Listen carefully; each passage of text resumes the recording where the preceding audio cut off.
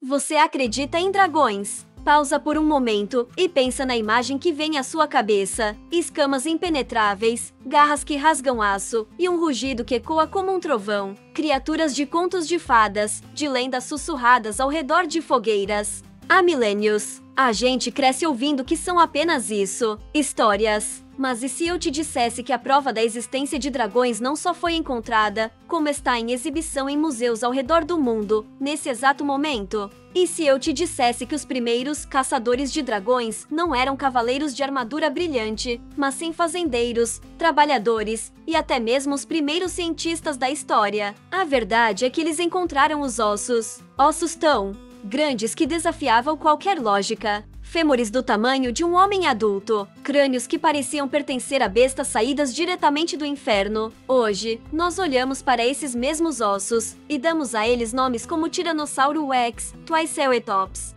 Megalosaurus. Mas o que você faria se encontrasse algo assim em 1676? Ou em 1335, numa época em que a palavra dinossauro sequer existia, numa época em que o mundo era explicado através da fé e do folclore, você não veria um animal extinto, você veria a prova física de que os monstros das suas histórias eram reais. Você veria os restos de um gigante bíblico ou, quem sabe, o crânio de um dragão. Este vídeo não é sobre os monstros que a gente inventou, é sobre os monstros que a gente encontrou, e sobre como a nossa tentativa de explicar o inexplicável deu origem às lendas mais fantásticas que conhecemos. Hoje, vamos conhecer a história de dois homens, separados por séculos, que se depararam com o impossível. Um deles, um erudito de Oxford, acreditou ter encontrado os restos de um gigante das escrituras. O outro, a cidade inteira dele, tinha certeza de que havia encontrado a cabeça do dragão que os aterrorizou por gerações. Prepare-se, porque a linha que separa o mito da realidade é muito mais tênue do que você imagina.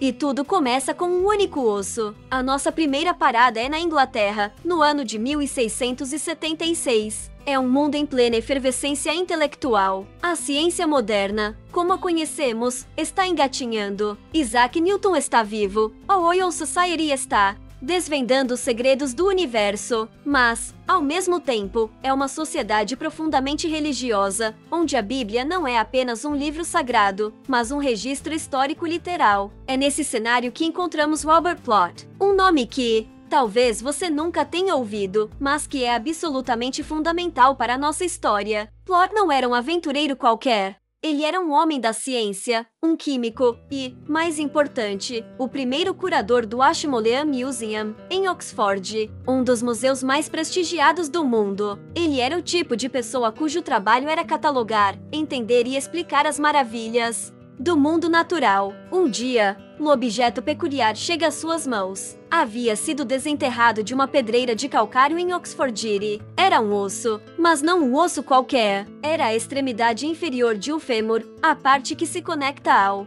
joelho. E era colossal. Era pesado, petrificado e claramente muito, muito antigo. Plot, como um bom cientista, começou seu processo de eliminação. Ele o comparou com os ossos de todos os animais conhecidos na Inglaterra. Vaca, cavalo, veado, nem de perto. O osso era grande demais, robusto demais. Sua mente então se voltou para os relatos de exploradores, para as criaturas de terras distantes. Poderia ser de um elefante, talvez trazido para a Inglaterra durante o Império Romano. Ele considerou essa hipótese, estudou a anatomia dos elefantes e, mais uma vez, a resposta foi não. A forma do osso não batia. Imagine o dilema de Robert Plot. Ele tinha em mãos uma prova física, um objeto real, que não se encaixava em nenhuma categoria conhecida do mundo animal. Para um homem do século XVII, quando a ciência falhava em dar uma resposta, para onde ele se voltaria? Para a única fonte de conhecimento que continha relatos de seres de tamanho sobre-humano, as Escrituras. A Bíblia fala de uma era em que havia gigantes na Terra. Figuras como Golias, seres de força e estatura lendárias. Para Plot, essa não era uma alegoria, era um fato histórico. E ali, em suas mãos, estava um osso que era simplesmente grande demais para ter pertencido a um homem comum. A conclusão: Para ele, era lógica, quase inevitável. No seu livro, A História Natural de Oxfordshire, publicado em 1677, Plor descreveu sua descoberta com um detalhe meticuloso. Ele incluiu uma gravura belíssima e precisa do fragmento de osso, e, após descartar todas as outras possibilidades, ele sugeriu que aquele osso deveria ter pertencido a um Homo giganticus, um homem gigante. Ele não afirmou com certeza absoluta, mas apresentou como a explicação mais plausível. Ele estava olhando para um mundo pré-histórico, mas o único referencial que possuía era o passado bíblico. O que Robert Plor não podia saber é que ele não estava segurando o osso de um gigante mitológico. Ele estava segurando o primeiro fragmento de um dinossauro a ser descrito e ilustrado cientificamente na história da humanidade. Aquele pedaço de fêmur, que ele atribuiu a um gigante, pertencia a um Megalosaurus, um enorme dinossauro carnívoro que viveu no período Jurássico, há cerca de 166 milhões de anos. Um predador que podia chegar a 9 metros de comprimento e pesar mais de 1 tonelada. Uma criatura muito mais fantástica e aterrorizante do que qualquer gigante que ele pudesse ter imaginado. É fascinante pensar nisso. O primeiro encontro documentado da ciência com o reino dos dinossauros não foi um momento de eureka, mas um momento de profunda confusão. Um mistério que só podia ser resolvido através das lentes da fé e do mito. Plor foi um pioneiro. Ele fez exatamente o que um bom cientista faria: observou, descreveu, comparou e formulou a hipótese mais lógica, com base no conhecimento disponível na sua época. O erro dele não foi de método, mas de contexto. O universo simplesmente ainda não tinha se expandido o suficiente para conter a ideia de um mundo governado por répteis gigantes por milhões de anos. O osso do gigante de Plor, infelizmente, se perdeu com o tempo. Mas sua ilustração e sua descrição sobreviveram, e elas servem como um marco zero, o ponto de partida de uma jornada que levaria quase 150 anos até que outro cientista, William Buckland, analisasse outros ossos de Megalosaurus e, finalmente, os identificasse não como de um gigante, mas de um grande lagarto fóssil. A palavra dinossauro só seria cunhada em 1842. A história de Robert Plot é a personificação perfeita de como a descoberta de fósseis foi, por séculos, uma conversa entre a ciência e o mito. Ele encontrou um monstro real, mas o batizou com um nome de lenda. E ele não foi o único. Em outras partes da Europa, os ossos encontrados não eram vistos como gigantes, mas como algo com escamas, asas e um hálito de fogo. Agora, vamos deixar a Inglaterra acadêmica do século XVII para trás e mergulhar em um mundo muito mais antigo e visceral. Vamos viajar no tempo e no espaço para a Áustria medieval, para a cidade de Klagenfurt. Uma cidade cuja própria fundação está entrelaçada com a lenda de um dragão. A história, contada de geração em geração, começa numa época em que a área onde hoje fica a cidade era um pântano sombrio e enevoado. Uma terra amaldiçoada, evitada por todos. E o motivo do medo tinha um nome: o Lindurmi. Não era um dragão qualquer. A lenda o descreve como uma criatura serpentina, com asas de morcego e uma couraça de escamas. Ele vivia nas profundezas do pântano e seu rugido, diziam, era o som do próprio desespero. O gado que se aproximava demais para beber água desaparecia. Viajantes que tentavam cortar caminho pela região nunca mais eram vistos. O Lindurmi era uma praga, uma personificação do terror que mantinha a civilização à distância. O duque local, cansado de ver suas terras e seu povo aterrorizados, ofereceu uma recompensa. Quem matasse a fera receberia uma vasta fortuna e um castelo.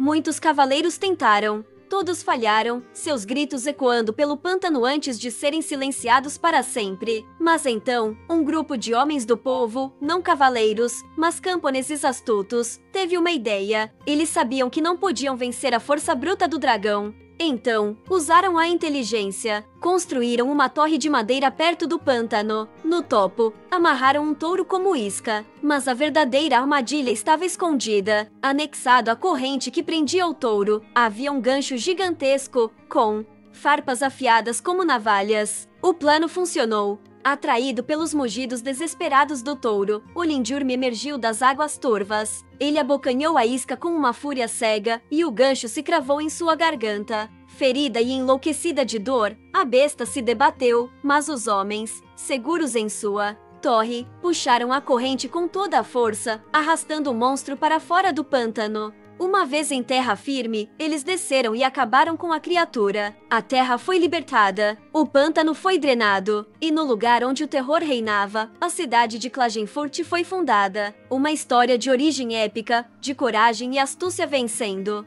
a força bestial. Por séculos, foi apenas isso, uma lenda fundadora, um conto para inspirar o povo da cidade. Até que, no ano de 1335, algo aconteceu. Trabalhadores que escavavam o solo perto do rio encontraram uma coisa. Algo grande, pesado e de formato assustador. Era um crânio, mas não parecia com o crânio de nenhum animal que eles conheciam. Era enorme, com grandes aberturas nasais e uma protuberância óssea na testa que parecia a base de um chifre. Para as pessoas de Klagenfurt, não havia a menor dúvida. Aquela era a prova de que a lenda não era apenas uma história. Era a cabeça do Lindjurmi, o crânio do dragão que seus ancestrais haviam matado. A descoberta causou um alvoroço. O crânio se tornou o artefato mais precioso da cidade. Era a prova física da sua coragem, um elo tangível com o seu passado heróico. E quando, 250 anos depois, no final do século XVI, a cidade decidiu construir uma fonte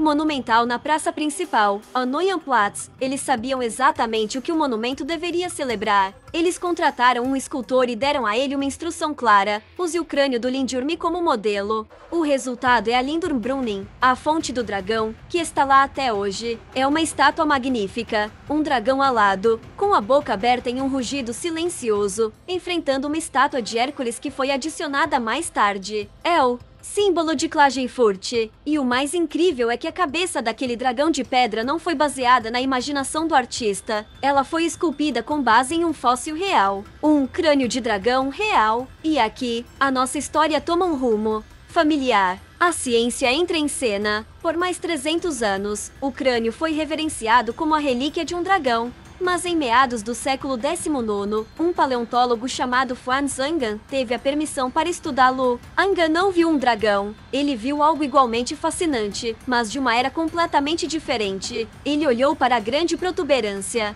óssea na testa e não viu a base para um chifre de dragão. Ele viu o local onde um chifre maciço de queratina estaria ancorado. Ele olhou para as enormes aberturas nasais e não imaginou narina soltando fumaça, mas sim um sistema respiratório adaptado para um clima brutalmente frio. Ele olhou para a estrutura geral do crânio e o identificou sem sombra de dúvida. O famoso crânio do dragão de Klagenfurt pertencia a um Coelodonta antiquitatis, o rinoceronte lanudo da Era do Gelo. O plot twist é genial. Uma criatura pré-histórica, extinta há mais de 10.000 anos, que vagou pela Europa durante a última glaciação. O seu crânio, com sua forma bizarra e robusta, foi a semente de uma lenda que definiu a identidade de uma cidade por quase 700 anos. Os habitantes de Klagenfurt não estavam mentindo ou fantasiando. Eles encontraram algo real e inexplicável e deram a ele o único nome que fazia sentido no universo deles: dragão. A estátua na praça de Klagenfurt é, portanto, uma das representações de uma criatura pré-histórica mais antigas e, sem querer, mais precisas da história. Um monumento a um rinoceronte lanudo, disfarçado de dragão. O que a história de um cientista em Oxford e a de uma cidade inteira na Áustria nos mostram. Elas são como duas faces da mesma moeda. Em ambos os casos, pessoas se depararam com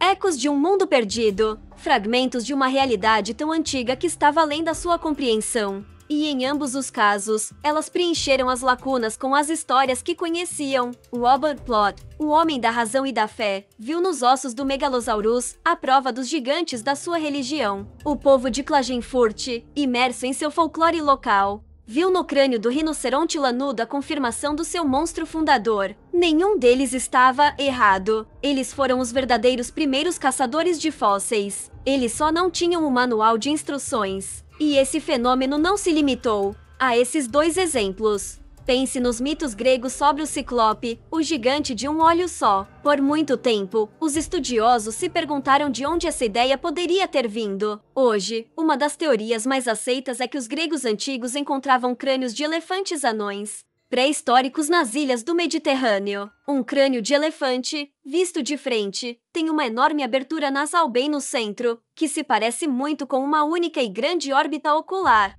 Para quem nunca viu um elefante, a conclusão mais lógica seria um gigante de um olho só. Ou pense nos grifos, as criaturas com corpo de leão, cabeça e asas de águia. A lenda do grifo era especialmente forte entre os citas, nômades que viajavam pelas minas de ouro da Ásia Central. E adivinha o que é encontrado em abundância nos desertos daquela região? Fósseis de Protoceratops. Um dinossauro do tamanho de um leão, com um bico curvo parecido com o de uma águia e uma crista óssea na parte de trás do crânio, que, para um observador antigo, poderia facilmente ser interpretada como o início de um par de asas. Os ninhos de ovos de dinossauro que eles encontravam reforçavam a ideia de que essas criaturas guardavam seus tesouros. O que todas essas histórias revelam é algo profundo sobre a natureza humana. A nossa necessidade de contar histórias, de criar narrativas para dar sentido ao caos. Antes da paleontologia nos dar um vislumbre científico do passado, a mitologia cumpriu esse papel. Os dragões, gigantes e grifos não foram apenas invenções aleatórias. Eles foram as primeiras teorias científicas.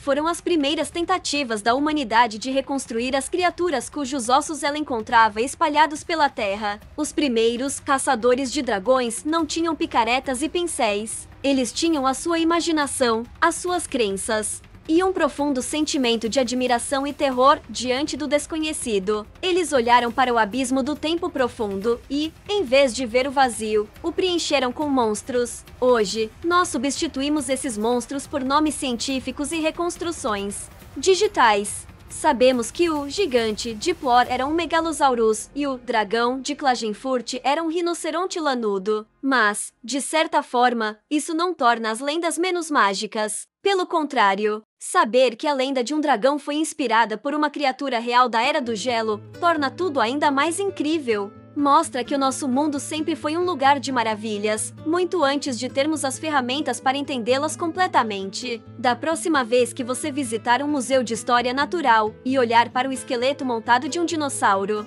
lembre-se de Robert Plot. Lembre-se que, por muito tempo, aqueles mesmos ossos não eram vistos como ciência, mas como prova de que as lendas eram verdadeiras. Os monstros eram reais. E, de um jeito muito torto e fascinante, eles estavam certos. Essa viagem no tempo, descobrindo os verdadeiros caçadores de dragões e gigantes, foi tão alucinante para você quanto foi para mim? Se você sentiu aquele arrepio ao perceber como o mito e a realidade podem andar de mãos dadas, então faça aquela coisa que ajuda demais o nosso trabalho a continuar. Deixe o seu like aqui embaixo, porque isso mostra para o YouTube que estamos no caminho certo. E se você não quiser perder as próximas investigações sobre os mistérios mais estranhos da história e da ciência, já se inscreve no canal e ativa o sininho. Toda semana tem uma nova jornada como esta. Muito obrigado pela sua companhia nessa exploração. A gente se vê no próximo vídeo. Um grande abraço e até a próxima!